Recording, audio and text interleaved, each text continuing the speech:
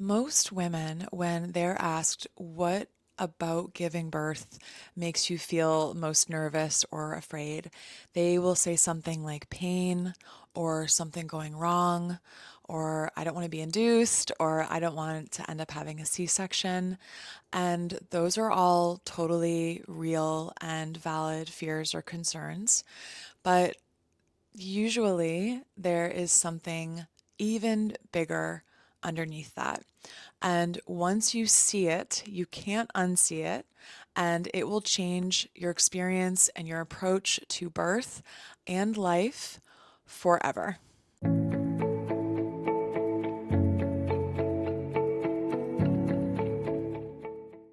The real fear isn't of birth itself, it is of transformation and of moving into the unknown.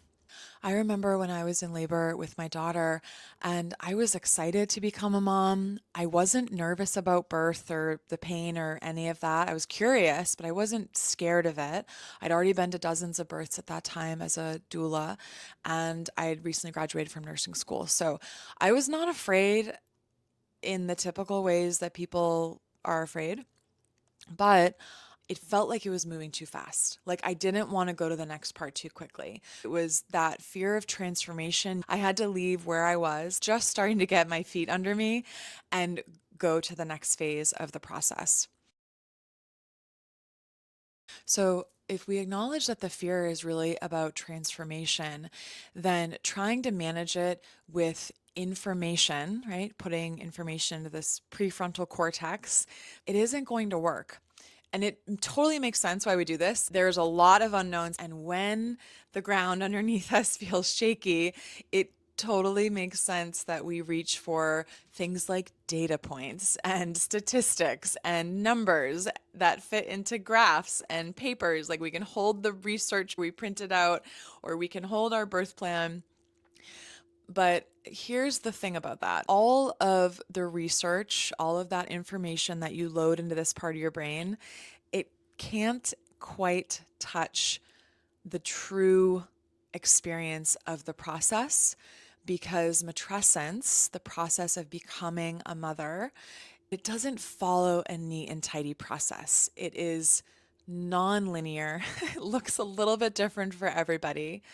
And so when we try to prepare for something non-linear with very linear things, it's like to put a square peg in a round hole. There's a mismatch. There's a difference between preparing for birth and preparing for a transformation.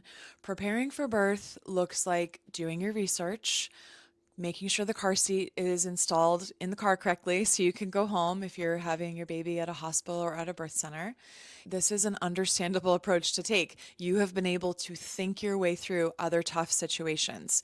You have to prepare and research and understand certain things to get through those experiences. Preparing for transformation is different because it looks like readying yourself by steadying your internal landscape, by mentally preparing, not just this part, but at the subconscious and nervous system level, and embodying and integrating your knowledge, like when the bees bring pollen into the hive and it gets alchemized into honey, but for us, it gets alchemized into lived experiential wisdom, so that there's a very deep level of knowing and embodiment versus a surface level front load of information.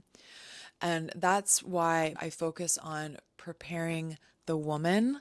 If you have felt in listening to this video, your body exhale or release or let go in some way, then you're already seeing it. Like you're getting that this is the piece that has been missing. It's like you don't need more ultrasound or just one more research article.